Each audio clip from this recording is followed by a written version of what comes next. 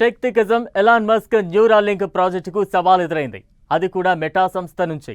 మెదడు ద్వారా సంకేతాలు పంపి పనులు చేయగలిగే బ్రెయిన్ చిప్ ఇన్నోవేషన్ కంటే బెటర్గా తమ బ్రెయిన్ టు టెక్స్ట్ మోడల్ ఉండబోతోందని మార్క్ జుకర్బర్గ్ మస్క్కు ఓపెన్ ఛాలెంజ్ విసిరాడు. న్యూరాలింక్ కంటే అత్యుత్తమైన Meta brain to QWERTY V2 మోడల్ను అభివృద్ధి చేస్తున్నట్లు మెటా ప్రకటించడం సాంకేతిక ప్రపంచంలో సంచలన పరిణామంగా మారింది. ఈ మోడల్తో ఎలాంటి చిప్లు, బ్రెయిన్ సర్జరీలు, మనిషి శరీరానికి చిన్న కోతలు కూడా అవసరం ఉండదని అంటోంది. పైగా మెదడు ఆలోచించే, అనుకునే వాటిని 61% వరకు అమలు చేసే ఖచ్చితత్వం ఈ మోడల్ సొంతమని మార్క్ జుకర్బర్గ్ అంటున్నారు. బ్రెయిన్ టు టెక్స్ట్ మోడల్ అనేది బ్రెయిన్ సిగ్నల్స్ను బెటర్గా డీకోడింగ్ చేస్తుందని, దానికి అక్షర రూపాన్ని ఇస్తుందని ప్రకటించింది మెటా.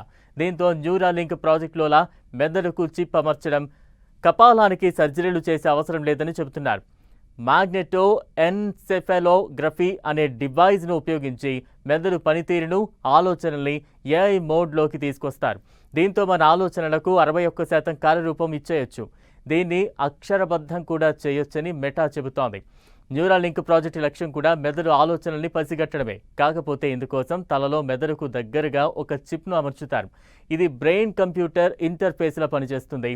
ఆలోచనలకు డిజిటల్ రూపం ఇచ్చి ఆర్టిఫిషియల్ ఇంటెలిజెన్స్ సాయంతో మైండ్ ఏమనుకుంటుందో దాన్ని తెలుసుకోవచ్చన్నది కాన్సెప్ట్. మస్క్ కంటే ముందు మెటా గతంలో కూడా బ్రెయిన్ టు టెక్స్ట్ ప్రాజెక్టులపై పరిశోధనలు చేసింది.